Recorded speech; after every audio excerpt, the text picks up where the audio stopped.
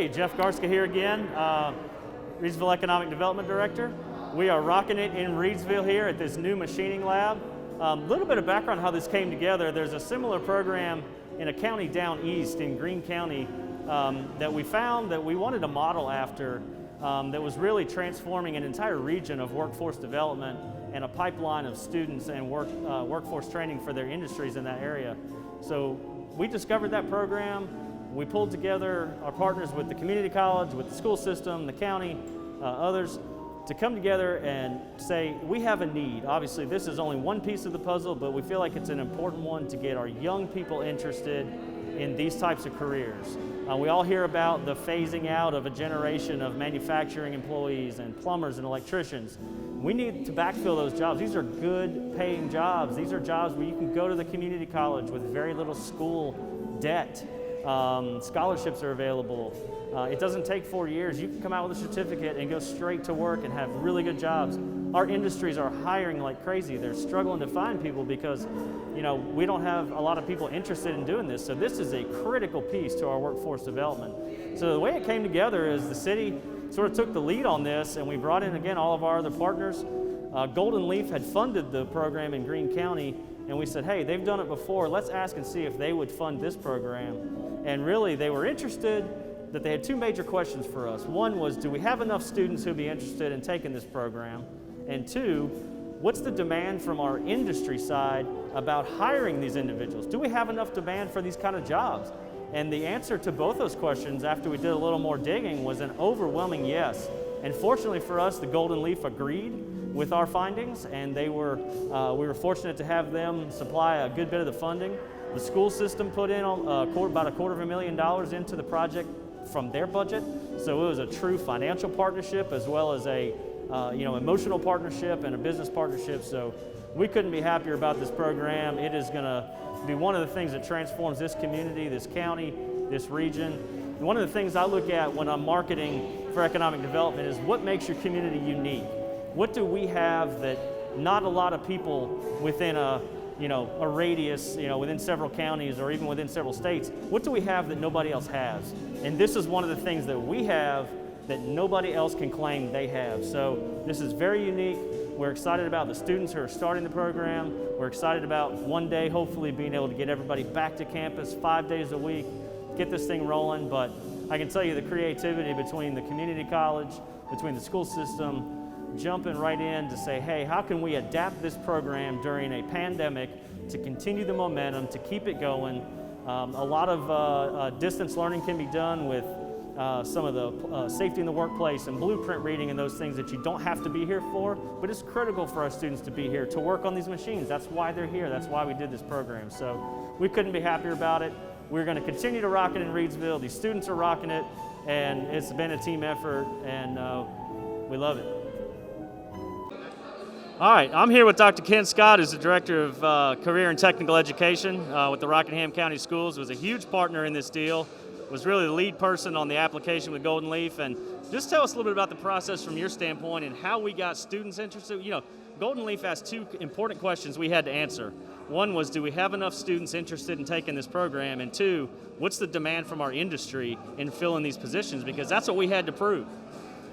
Yeah, and you're right, Jeff. It's both ends of the spectrum. What I would hear as a CT director was the same thing that you would hear from the city of Reedsville, is that our local machinists, they can't find enough qualified employees to fill the demand. And so that's one end of the spectrum. But the other end, you're right, from the student end, we knew that these would be great opportunities for our high school kids to get college credit in a career that would yield, or in a program that would yield an excellent career. And so, yeah, we're excited about that, and we're excited about the pipeline of kids that we have coming through. Yeah. So, Reedsville High School itself has traditionally been a little bit underutilized in terms of some of the career and technical education as far as students. So how did we change that culture and that mentality to make people interested in this? Well, like this, like what we're doing here, and you're absolutely right, Jeff. Reedsville High School traditionally has probably taken the least advantage of the opportunities at RCC. And so we can change that. Because one of the things that we've talked about this before, one of the things that we always said is why don't our young people take more advantage of the great opportunities that are in their own backyard in Reedsville at RCC? We just could never understand that. And they settle for minimum wage jobs when they graduate high school, where they could easily, very easily, more than double that with just a little bit of training from RCC. And so that's kind of where this program came from. I guess a good analogy would be, I said that RCC was in their backyard.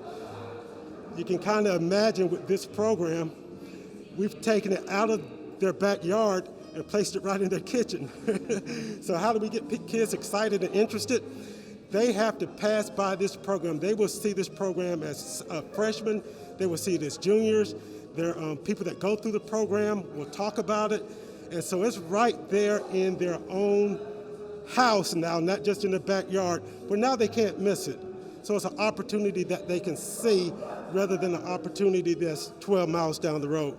Let me ask one more question. This is interesting. A lot of people don't realize, a lot of employers, obviously, we need the workforce for today, but employers make an investment for the long term. They need the workforce for 5 years, 10 years, 20 years down the road. You all did a survey of middle school students, actually, which we feel is a great underutilized way to get kids interested in these types of careers, because that's when they're impressionable. That's when they're going into high school to try to figure out what they want to do for a living. So you all surveyed middle school students. What kind of response did you get?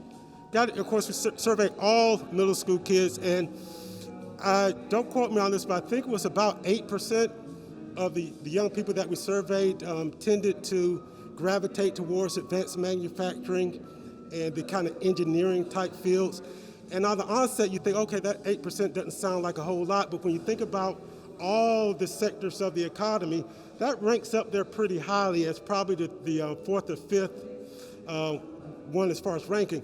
And so if you think about 8% out of a class countywide of, I would say, probably 1,000, that's still 80 kids. Check my math. But that's still 80 young people every year that could be in that pipeline. And so our job now, Jeff, is to make sure that we help direct those kids as they leave the 8th grade, help direct those kids into programs that are akin to their interest. And like I said, 8% of them are interested in things just like that, so we don't want to lose them is the point. Good point. Well, thank you again for your leadership through this process. Y'all did a great job. And you see all the beautiful machinery you have. We've got mills, we've got lathes. It's a great program. The space looks beautiful. I know the construction partners, the architects did a great job, and this thing went up pretty quick. It did, and I don't want to forget to absolutely tell the city of Reedsville and you, Jeff, how much we appreciate your leadership, because it was about, 3 years ago that we were all sitting around the table, and this just existed in you all's mind, and y'all were laying out the vision, and now 3 years to the date just about, we're sitting here and seeing the fruition of that. And so it's encouraging, and we appreciate your leadership on that. Thank you. It's always a team effort, Team Reedsville. I am here with Dr. Rodney Shotwell as the superintendent of Rockingham County Schools, obviously a huge partner in this, a great leader for our community. And Dr. Shotwell, just talk to me about, from your perspective, what's the importance of this program for our future workforce and training? Well, one of the things, especially with our business alliance here, they kept stressing that they need the skilled workforce, and this is a great core beginning for that to happen, because for every student, they need to understand the basics of how this machining is working. And I think what it does too, it also really reinforces what the community college is going to be doing with their advanced manufacturing building that they're still planning, getting ready to start construction on. And computer-aided design, they need to understand why you have to look at the different angles. And I just think this right here, they can see it, they can build it with their hands, and it's an investment. If I can help a child become a young adult with a skill, they're going to be able to have a better level of living. Their children are going to have more opportunities, and our community as a whole increases because of that. And so when we started talking about this project with the city of Reedsville, it definitely was something that really got me excited. And we, you know, as a board, our board has been very supportive of this. You know, we've invested over $250,000 along with the Golden Leaf money that we've received. And I think that shows our commitment. And honestly, if it works here, we would like to replicate it at some of the other schools, which is going to help our community. Because the more people we can get involved and they can see that that there is manufacturing alive and well in Rockingham County, and especially in the city of Reedsville, let's do everything we can to make that happen. Yeah, and we certainly appreciate the leadership financially from the school system. This wasn't just lip service, emotional support. This was real financial support in partnership with the Golden Leaf, and that really, I think, like you said, solidified, hey, we're in this together. We've all got skin in this game, and that is huge. Obviously, we're in some very interesting times right now, and kids not being able to come back to school. How do you all adapt to that and being able to kind of get this program, the momentum going? It kind of opens at a time that's not ideal for us, but talk a little bit about your plans and how you think you're going to adapt to it. Well, I think what you have to look at is that, you know, there's still a lot of book work that goes along with becoming a machinist. And so I think the combination of the students that are coming on the 2 days a week and then remote the other 2 days of the week, you know, that's going to be the job of the teacher to make sure that the hands-on portion of this class is taken care of. And then while the kids are home the other 2 days, that they're doing the work to prep them for the next week. So I think we can still build on it. I think that as this, I mean, we're going to be coming back to school. I don't know exactly when, but I hope it's really, really soon when we're going 5 days a week, because everybody wants that. And when that happens, we don't want them to be so far behind. So I think between the instructor, between our students and the schedule, we're going to do everything we can to try to make this possible so that they're not losing anything while they're taking this class, because we want them to get those 15 hours before they leave high school.